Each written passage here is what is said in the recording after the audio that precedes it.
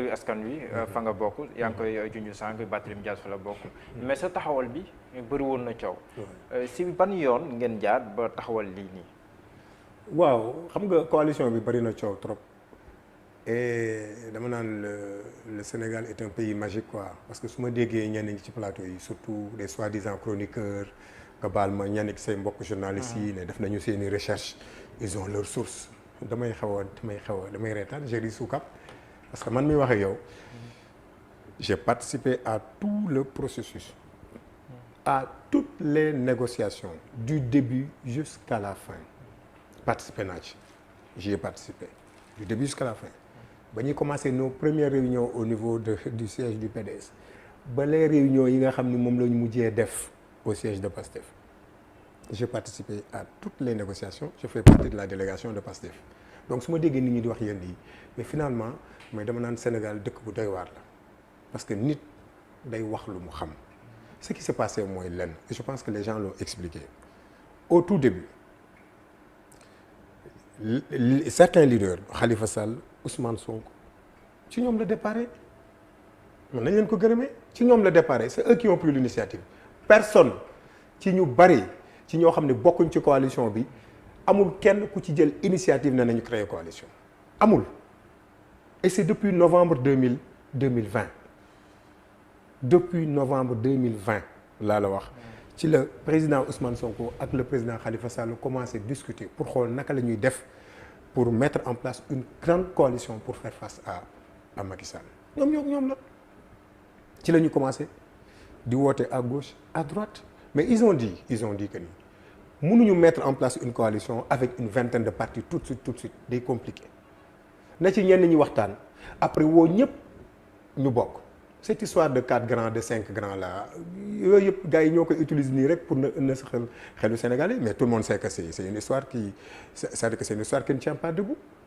nan nga mën a nekkee ci coalition ne 4 grands yi ñooy décider à la place des autres loolu amul mais on a dit pour que ça soit plus efficace pour qu'on aille vite et je cite le doyen Doudou Wade ndeysaan doon na ko wax ci biir waxtaan il a parfaitement raison nee na tey bu ñu doon dugal table fii ci salle bii 4 personnes dugal ko ci salle bi moo gën a yomb 20 personnes dugal ko ci salle bi c'était ça le principe bu ñu mettre les bases nag ñu ne on a mis les bases maintenant appelons le reste que képp koo xam ne xalaat nga ni am nga place ci coalition bi nga ñëw nga dugg c'est aussi simple que ça. amul leneen j'ai même entendu des gens dire que oui li ko gën a tas mooy bon avec il paraît que waa PDS yi li tax bokkuñu mooy dañu doon xëccoo ak Pastef les grandes villes. loolu sax dinañ si ñëw. mais on n'a jamais parlé d'investiture moi je le dis devant les Sénégalais ñeneen ñu ngi may déglu j'ai participé à ces négociations amul benn minute bu ma ci raw jamais il n'a jamais été question de discuter d'investir ou de ville. mais Abass li gën a indi coow li mooy bu ko sëñ Moustapha Sy annoncé. dañoo gis ne que si semaine boobu. ku mel ni Thierno Bocoum génn wax jàpp ne lii c'est une coalition politicienne contre l'opposition jàppee ko noonu ñeneen ñi tamit gis seen bopp jàpp ne xeebal def si am comme ni nga ko waxee sànq. loolu noonu moo indi coow li. waaw mais xam nga kenn ku ci ne ak ni ngay xalaatee hein Serigne Moustapha Sy a pris la responsabilité moom ci boppam. donc wax ci coalition bi moi je m'en limite à ça maintenant keneen ku génn donc wax ci loo xam ne laajoo sax avant mais loolu lépp loo wax ça ne regarde que toi man du ma dugg ci yenn considération yi mais man li ma xam ma fekk ko mooy wax fa dëgg yàlla peut-être que d'ici quelque temps la coalition va révéler tous ses secrets mais nit ñi liñ ciy xalaat yépp dara amu ci au contraire le principe retenu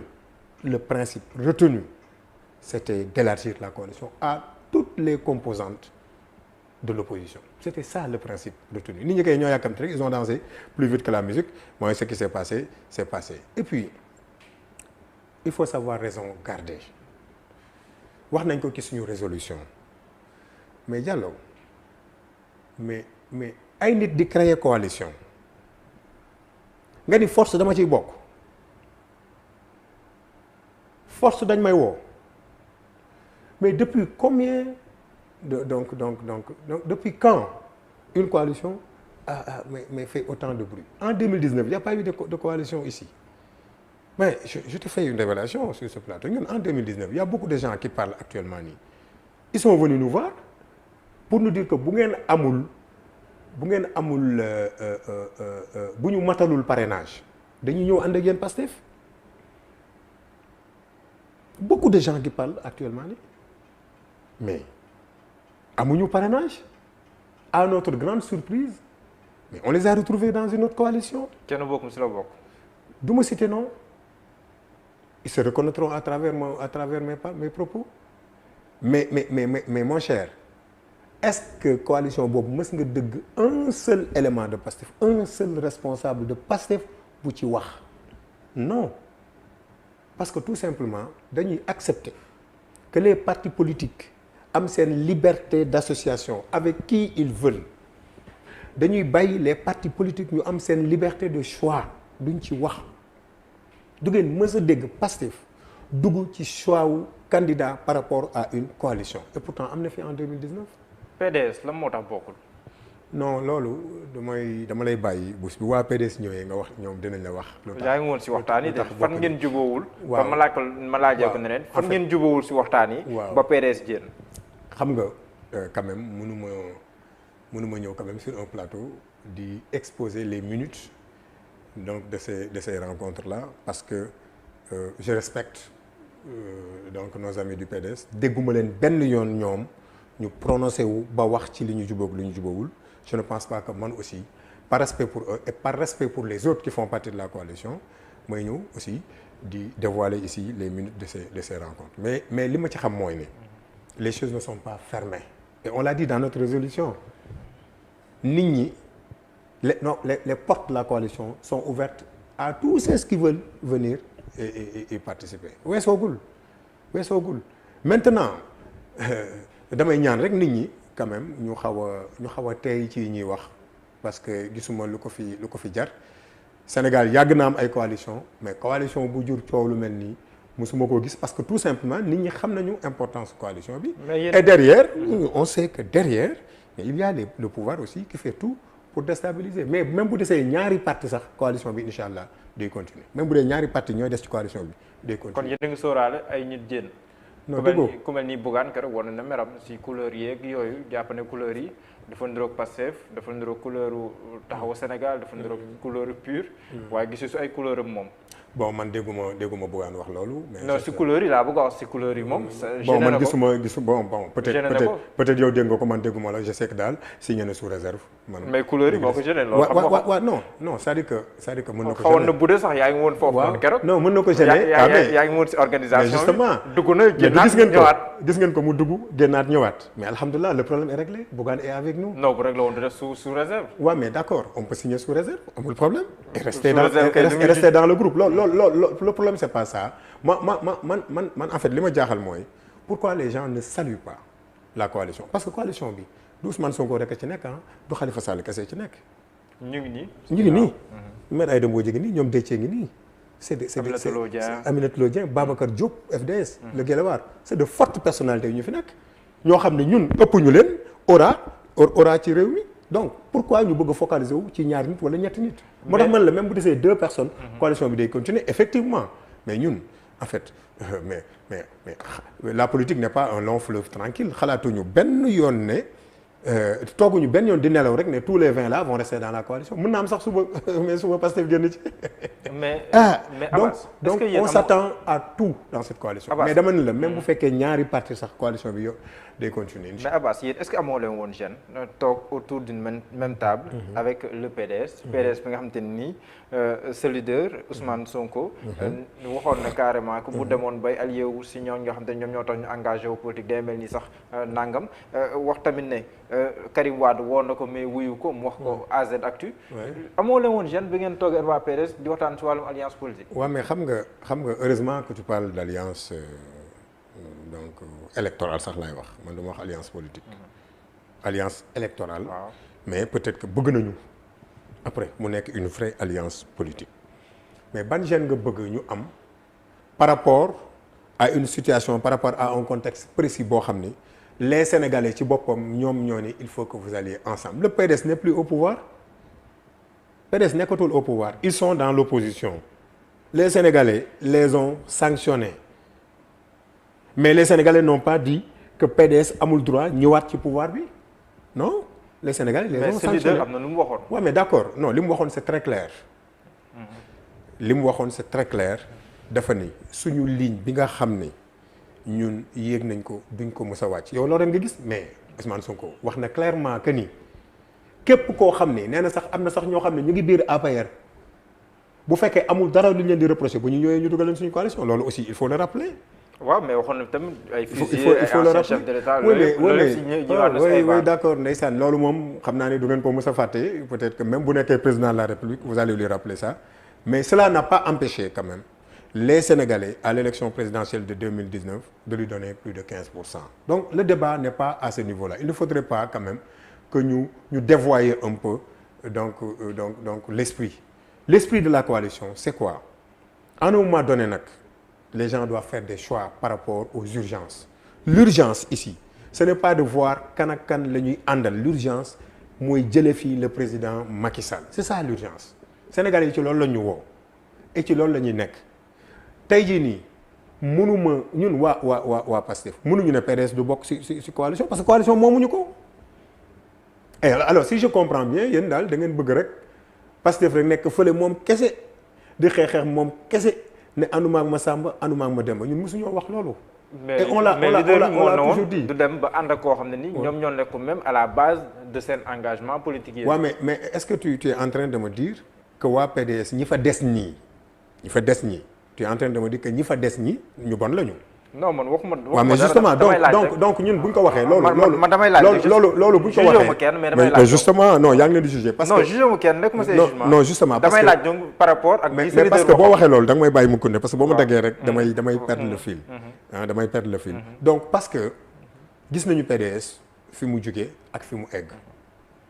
gis nañ ña fa nekkoon ñëpp ñoo xam dañ leen tuumaaloon càcc alalu réew mi ñëpp gis nañ leen ba def leen sur une liste de 25 personnes gis nañ leen anuñu gis nañu les maires PDS yi fi nekkoon parce que le PDS avait 117 communes yu mu gagné il lui en reste 29 genn wàll gi yëpp dem nañ la moo tax ñu dem donc pour man li fi des ci PDS ce sont des gens de qualité parce que nag nit ki nag mais mënoo ko topp rek ne bon na xalaatoo ne mayoo ko sax chance ne kii mën na changer et puis ñun dugguñu ci jugement de valeur yooyu quand on s'est retrouvé le PDS joxuñ ñu baaraam ci ay wax yu mel noonu ñun aussi joxuñu leen baaraam ci ay le plus important. est-ce que Aïda Mbodj dafa nekkoon benn blocage par exemple loolu war nga ko dégg sax que PDS bëggul woon bokk ci benn alliance boo xam ne nii madame Aïda Mbodj daf siy bokk président Sonko na leen mënta bañ a ànd ak fu mu toll nii soxna Aïda Mbodj loolu tamit est-ce que bokkoon na ci blocage. non loolu mooy li ma la wax rek. je reviens à la réponse ma la waxoon du ma teg xam nga ñun yaroowuñ loolu. lu nekk ci biir ñu génne ko ci biti yaroowuñ noonu dañu waxtaanoon ak suñu nawle am na ay échanges yu am sur certains points juboowuñ ci pour le moment sax dama naan jubooguñ ci. kon exclure PDS. non excluruñ ko la résolution est claire. ñu ngi koy ubbil toutes les forces vives de l'opposition ku xalaat ne am nga place ci coalition bu fekkee l'objectif mooy yeewi askan wi fexe ba askan wi ñu delloo ko liberté am bu fekkee loolu moom moo tax nit ñu jóg non la coalition non les portes de la coalition sont ouvertes à tout le monde. même waa APR yii nii ngay gis ni sax ñi ci xaw a ñeme tuuti nga xam ñu ngi ngunguni ci suuf di ñu woo ay téléphone ak yenn saa yi di kii mais xam ngeen rek ñun nii ñoom nañu dëggal seen bopp ñu ñëw dugg ci coalition bi. kon am na waa APR yu leen di woo. mais am na ñoo xam ne ils sont pas du tout d'accord avec ce que Macky Sall est en train de faire dañ la koy wax. ñoom pare nañ pour démissionner APR. non dama leen di appeler ñoom ñi nga xam ne ñoom ñu ngi ci biir te ñu xam ne seen i loxo set na parce que nekk ak Macky Sall ne veut pas dire que forcément da nga bon moom laa lay wax ci waa PDS yi donc ñi nga xam nañ ni Sénégal fi mu jëm baaxul pour l'histoire au moins nañu jël seen courage à deux mains ils n'ont qu'à venir rejoindre la coalition et faire face à Macky Sall am na ñu ko defoon en 2012 avec Wade c'est des pans entiers du PDS ñoo génn ànd ak Macky Sall jàkkaarloog Abdoulaye Wade l'histoire peut se répéter c'est des pans entiers de l'APR la ñuy xaar ñu génn ci Macky Sall ñëw dugg ci coalition bi ñu jàkkaarloog seen waa ji. bu yàggee kon est-ce que sànq yaa ngi wax seen ligne bu yàggee kon est-ce que doo leen wàcc seen ligne bu nekkee ne fu mu toll nii nekk ngeen si position yo lu ñëw ngeen jël. non déggoo li ma wax de dama ne j'ai précisé. waaw mais ñi nga xam ne seen loxo set na. j'ai précisé attention. par exemple maître Moussa Diop précisé maître Moussa Diop. oui même bu nekkee kenn musu koo condamné si dara. yaa ko wax nangam mais maître Moussa Diop si coow mu fi amoon moo Barthélémy Dias. waaw mais noo gis noo mujjee noo gis. mujjee dem justice. waaw tey jii ñu bëri comprendre ñu woon. que Pastef joué si rôle boobu noonu. Sonko joué si rôle boobu. waaw mais ba ngeen mujjee ànd ak moom mi ngi sax si coalition. mais c'est tout à fait normal que deux jeunes ñoo xam ni c'est deux braves personnalités politiques muy maître Moussa Diop ak Barthélémy Diaz c'est tout à fait normal ñu jubóole leen pour l'intérêt du Sénégal. Moussa Diop boobu ngay wax noonu buñ ko jiir ñoon lu nday ni tarfatal ay nii ci kawam duñu ànd ak moom mais won ma fenn rek fu ñu condamné Moussa Diop pour des faits de mauvaise gestion xam nga aussi bu ñu topp riir bi rek ne waaw àndoon na gars yi rek ci gars yi la bokkoon rek donc mu ngi dem ànd ak Sonko donc Sonko li mu waxoon bàyyi na ko non ñun on juge sur des faits nañu génneel benn faute de gestion bu Moussa Diop def. Et quand il a eu des problèmes avec Barthélémy Diaz, le président Ousmane Sonko a d'excellentes relations avec Barthélémy Diaz. Il a de très bonnes relations avec Moussa Diop xam na lu muy def il a appelé Moussa appelé Bart ne ko bàyyi leen teg leen ko ci suuf erreur la nañ leen ànd nekk benn et ils l'ont accepté. Où est le problème? D'accord. Abass Fall Dakar. Dakar oui. nan nga si nar a demee bien que yaa ngi si coalition Yewwi Askan Wi. Barthélémy Diaz moom il a clairement déclaré sa candidature pour Dakar. ndax xalaatoo ne aussi Dakar dina xaw a liggéey pour yow nga xam ne ni Pastef nga bokk yaa góole loolu si wàllum politique loolu ndax jàppoo ne mën na gën a compliquer loolu la tâche pour yow. Non, pas du tout. Et puis bon, heureusement que yow sax ci sa biir wax rek la nga problème bi nous sommes en coalition maintenant c'est-à-dire que ñun actuellement nii organisation bu ne di nga wàcc sur le terrain liggéey mais toutes les actions que nous ferons désormais ci cadre coalition yoonu Yewwi Askan Wi la réfléchir ñun du ñu réfléchir en termes d'entité autonome nii non lépp lu ñuy def ci au niveau de la coalition là maintenant bis bu ñu demee boo war a toog waxtaan c'est vrai que yàgguñu ci politique mais aux âmes bien nées la valeur n'attend point le nombre des années ñun on a fait 7 ans en politique mais on touche du bois mënuñu citer une force politique au Sénégal te duñ ci boole Pastef moom kay bu fekkee ñaar la dañ ko ciy boole bu fekkee benn la peut-être sax mën nañ ko citer wala keneen mais comme nous sommes dans le cadre d'une coalition ñun dañuy toog déglu ñi nga xam ni wóolu nañ leen ñuy suñuy plénipotentiaire muy suñuy leader wóolu nañ leen au niveau de la coalition ñu waxtaan tout en tenant en compte maintenant en prenant en compte les spécificités des uns et des autres. mais Dakar pour le moment loolu ay leaders yu koy xëccoo nekkul sax si ku jigi kese. booy xool en face aussi waa APR aussi. oui. bëri na si ñoo xam ne nii bëgg nañ Dakar même si ñoom sax seen biir tamit. ñoom Diouf Sarr ñoom Mame Mbaye Niang ñoom Amadou Ba ak yooyu. ku si nekk amaana bëgg nga jël Ndakaaru. loolu foofu laay waxee. si ku mel ni yow. même bu nekkee ñun lay xam yaa ngi def travail de terrain mais est-ce que. dina yomb. non en fait. dara yombul comme j'ai dit tout à l'heure la politique n'est pas un long fleuve tranquille ñi nga fi cité ñëpp bon ce sont des brigands d'État ñooñu jàkkaarloo ñoom yomb na le défi que nous devons relever mooy ne fexe ba au niveau de la coalition ñu juboo ci benn candidat ñu jàppale ko